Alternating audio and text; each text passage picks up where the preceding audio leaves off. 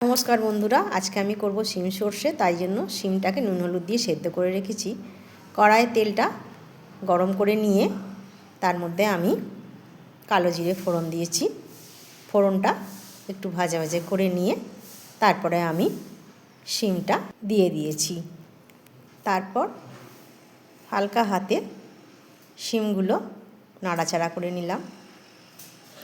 শিমগুলো লাল লাল হয়ে ভাজা হয়ে যাওয়ার পর তাতে আমি সর্ষে, সামান্য একটু পোস্ত অ্যাড করেছি আমি এতে, আর কাঁচা লঙ্কা বাটা দিয়ে দিলাম। পরিমাণ মতো নুন দিয়ে দিলাম। তারপর নাড়াচাড়া করে ভালোভাবে ভাজা করে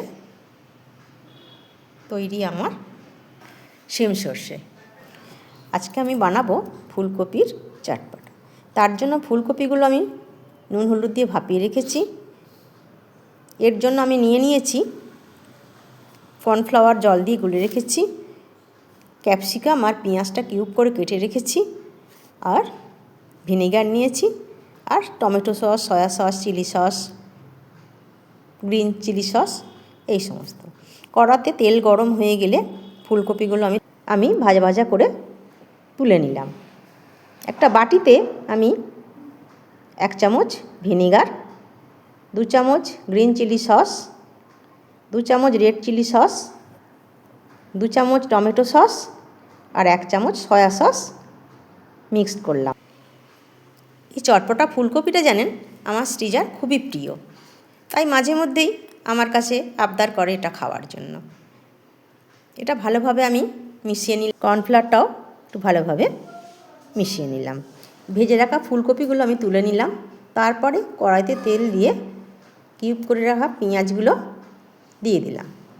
পেঁয়াজগুলো হালকা হাতে নাড়াচাড়া করে সামান্য ব্রাউন কালার এলে তার মধ্যে আমি দিয়ে দিলাম ক্যাপসিকামগুলো।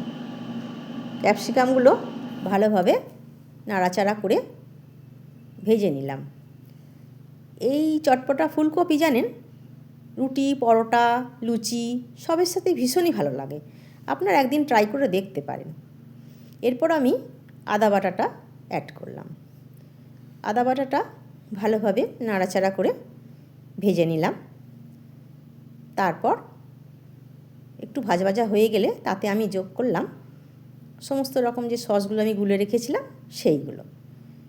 সেই সসটা আমি ভালোভাবে একটু হালকা হাতে নাড়াচাড়া করছি।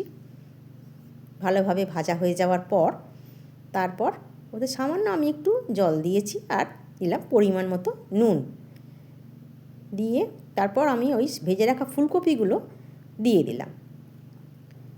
ফুলকপিগুলো দেওয়ার পর সেগুলো ভালোভাবে আমি নাড়াচাড়া করে নিলাম। সমস্ত মশলাটা ফুলকপির সাথে মিশে যাওয়ার পর আমি গুলে রাখা কর্নফ্লাওয়ারটা মিশিয়ে দিলাম। একটু মিষ্টি অ্যাড করলাম। চিনির বদলে আমি একটু সুগার ফ্রি দিয়েছিলাম।